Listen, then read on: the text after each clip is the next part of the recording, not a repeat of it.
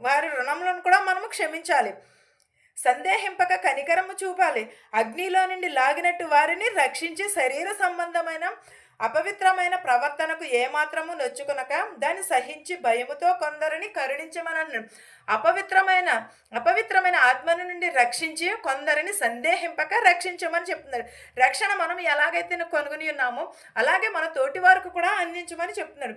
త్రొట్టిల్లకుండా మిమ్మును కాపాడుటకును తన మహిమ ఎదుట ఆనందముతో మిమ్మును నిర్దోషులుగాను నిలువబెట్టుటకును శక్తిగల మన రక్షకుడైన అద్వితీయ దేవునికి మన ప్రభువైన యేసుక్రీస్తు ద్వారా మహిమయు మహాత్యమును ఆధిపత్యమును అధికారమును యుగయుగములకు పూర్వమును ఇప్పుడును సర్వయుగములు కలుగునుగాక ఆమెను.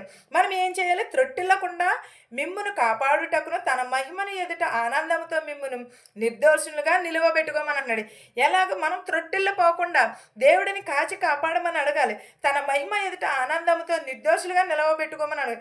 శక్తి గల మన రక్షకుడైన అద్వితీయ దేవునికి మన ప్రభు అయిన యేసుక్రీస్తు ద్వారా మహిమయు మహాత్యమును ఆధిపత్యమును అధికారమును యుగయుగములను పూర్వము ఇప్పుడున్న సర్వయుగములను కలుగునుగాక అని మనం ప్రార్థన చేస్తున్నాం. మరణస్తులను మేము క్షమించిన ప్రకారం మరణములను క్షమించము, దుష్టుడి నుండి శోధన నుండి తప్పించుము అని అన్నప్పుడు యుగయుగములు కూడా మన సర్వయుగములు కూడా కలుగునుగాక అని ఆమెన్ అని అంటున్నాం.